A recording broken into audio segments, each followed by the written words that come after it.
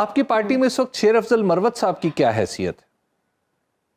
देखिए, उनकी तो ऑब्वियसली 9 मई के बाद से उन्होंने एक स्ट्रगल की केपी में वर्कर्स कन्वेंशन मुनक्कद करने में, और चूंकि वकील भी हैं, स्टार्ट में उन्होंने केसेस भी इमरान खान साहब से के किए, और उनका आना जाना भी इमरान खान साहब से ज्यादा होता है, तो कम्युनिकेशन उनकी ज्यादा है बाकी लोगों की बनस्बत। मतलब मैं आपको इसीलिए वो ज्यादा कॉन्फिडेंट भी हैं।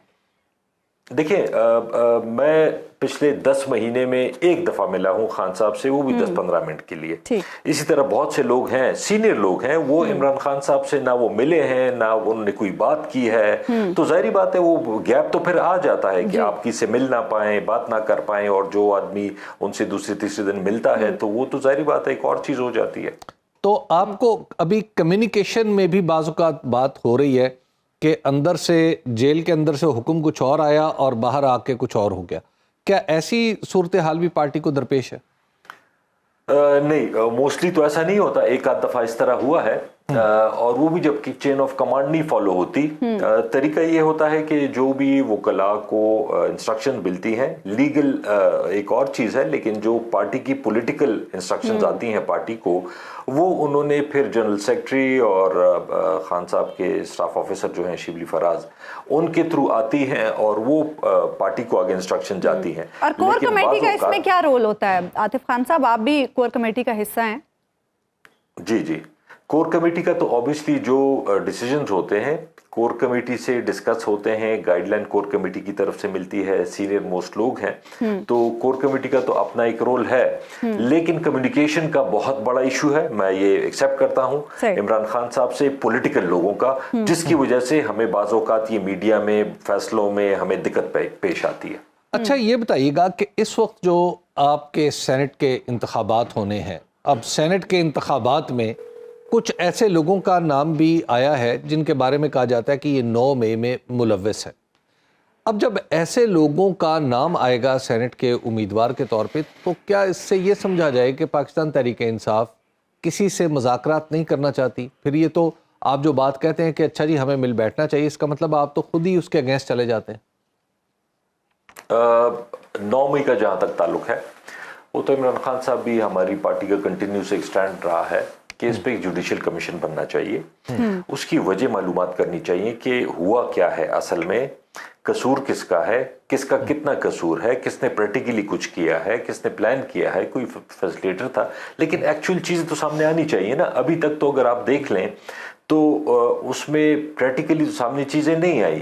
खैर वो तो चलिए, लेकिन एक होता है ना, वो तो चलिए एक डिफरेंट बात है खान साहब, लेकिन ये तो देखना है ना कि एक माहौल है पाकिस्तान के अंदर, पाकिस्तान की सियासत में एस्टैब्लिशमेंट का भी एक किरदार है, दीगर पॉलिटिकल पार्टीज का भी एक किरदार है, तो आप हमेशा लाल कपड़ा हाथ में लेके क्यों खड़े रहते?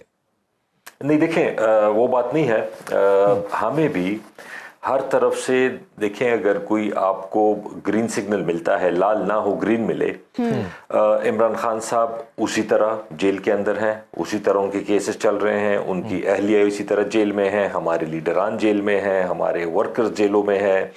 पार्टी अगर थोड़ी सी भी एजिटेशन करती है पंजाब में तो मरदम नवाज साहिबा को बुरा लग जाता है, उनको जेलों में डलवा देती हैं। तो मतलब ये तो देखें एक तरफ से नहीं होता कि मतलब हम ये कहें कि नहीं जी हमारा फलाना बंदे, दूसरी तरफ से भी यही शिकवा किया जाता है आतिफ खान साहब, दूसरी तरफ से भी यही कहा जाता है कि तहरीक इंसाफ अपनी जिद से नहीं हट रही। तो आप ये देख लें, थोड़ा सा चूंकि स्पेशलिटी है भाई की इलेक्शंस, इन्होंने पूरे पाकिस्तान में सर्वे किया, 65, 70, 80% पॉपुलैरिटी। फॉर्म 45 के मुताबिक हम कहते हैं कि जी हमें 180 सीटें मिली हैं या 70 मिली हैं या जितनी भी है, लेकिन कम से कम 90 तो नहीं है ना। इसी तरह मैं जब इमरान खान साहब से मिला पिछले हफ्ते 10 दिन पहले, वो जेल में है, मतलब 170-80 सीटें जीतने वाला जेल में है, उनकी अहलिया जेल में है, और जो 15-20 सीटें एक्चुअल जीता है फॉर्म 45 के मुताबिक, 47 के मुताबिक नहीं, वो वजीर आजम बन गया है। तो मतलब अब ये भी देख लें कि हमारे साथ हुआ क्या है, और हम अगर फिर भी अब ये कहें कि जी हम तो इस वक्त रिसीविंग एंड में हैं, हम तो अगर कुछ कहेंगे तो कहेंगे कि एनआरओ मांग रहे हैं। तो ये तो उन गवर्नमेंट को, उन हलकों को सीरियसली बैठ के इस चीज पे चलना चाहिए कि आया हम माजी में ही बैठे रहेंगे या मुल्क के लिए कोई सीरियस इकोनॉमी के लिए, मतलब इस पे मुझे सबसे बड़ा ये एतराज है कि कहते थे कि जी इसाक डार साहब बड़े कोई गुरु हैं, कोई जार हैं, कोई हमारी बड़ी कोई तजुर्बाकार टीम है, पीटीआई अंडर 19 है, लोग नहीं है। ये फाइनेंस मिनिस्टर किधर से लेके आए? मेन मसला इस वक्त मुल्क का फाइनेंस है, फाइनेंस मिनिस्टर को किधर से इनके लेके आए? ये कोई इनकी पार्टी के हैं? मकसद ये है कि अगर सीरियस मसले हल करने हैं उसके लिए सीरियसली बैठ के आगे की तरफ देखना होगा, इन बातों से निकलना होगा। आप लोगों ने भी तो मुफाहिमत के लिए शराइत रख दी ना, और जो शराइत आप लोगों ने रखी है, क्या उस पर कोई कहीं से कोई थोड़ा सा भी आप लोगों को पॉजिटिव रिस्पॉन्स मिला?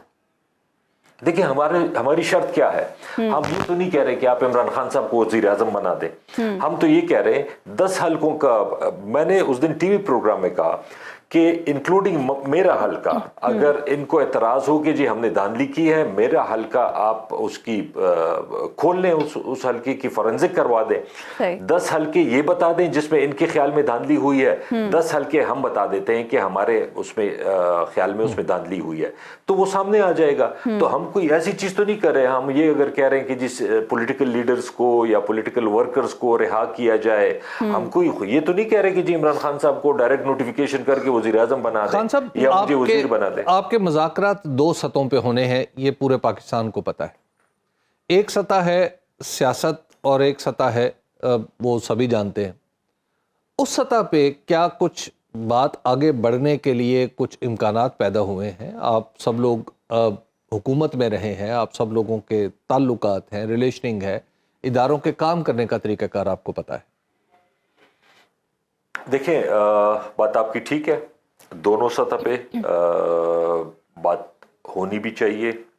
और एक तो डायरेक्ट खान साहब तो कस्टडी में हैं, तो उनसे तो कोई भी रब्ता करके जो भी बात कर सकते हैं। लेकिन मैं अगेन ये कह रहा हूं कि हम तो इस वक्त रिसीविंग एंड पे हैं, पहल दूसरी साइड से होनी चाहिए ताकि ये इंप्रेशन ना हो कि जी हम कोई अपनी जात के लिए, अपने आप के लिए कोई एनआरओ मांग रहे हैं या कोई रिलीफ मांग रहे हैं। दूसरी साइड से अगर कोई सीरियस डिस्कशन हो, कोई सीरियस बात हो, सिर्फ ये नहीं कि तकरीर में कहें कि जी मुफाहमत है, अगले दिन पीटीआई के लोगों को पकड़ लें, तो मतलब इस तरह तो नहीं हो सकता ना। वो तो सीरियस एफर्ट अगर होगी तो आपको भी नजर आएगी, हमें भी नजर आएगी। फिलहाल हमें ऐसी कोई सीरियस एफर्ट आपकी पार्टी में भी तो इस वक्त 2 किस्म के बयानिए चल रहे हैं ना। एक साइड पे कुछ रहनुमा ये बात करते हैं कि नहीं बातचीत आगे बढ़ानी चाहिए, दूसरी तरफ कुछ रहनुमा बड़ी सख्त बातें करते हैं।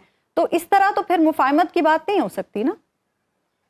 देखिए बातें तो ऑब्वियसली वो तो हर एक पॉलिटिकल पार्टीज में कुछ मीडियोकर भी होते हैं, कुछ हॉक्स होते हैं ज्यादा, लेकिन अल्टीमेटली फैसला तो पॉलिटिकल लीडरशिप ने करना होता है ना। दोनों साइड की सुन के या ओपिनियन लेके उन्होंने फैसला करना होता है। लेकिन कोई चीज सामने मेज पे तो आएगी जिसके बारे में बात करनी हो। फिलहाल तो हमें कोई ऐसी सॉलिड कोई चीज सामने नजर नहीं, कोई सीरियस एफर्ट नहीं नजर आई कि ये कोई सीरियसली इकोनॉमी को ठीक करना चाहते हैं, ये मुल्क को आगे लेके चलना चाहते हैं। ये तो मेरे ख्याल में हमें तो ये लग रहा है कि जिस तरह 35-40 साल से हो रहा है कि जी बांट ले, ये सदर हो गया, ये वजीर आजम हो गया, ये वजीर हो गया, ये वजीर आला हो गया, बस इसी तरह चल वाला काम चलाना चाहते हैं। यानी आप लोग पहल का इंतजार कर रहे हैं कि उनकी तरफ से पहल हो।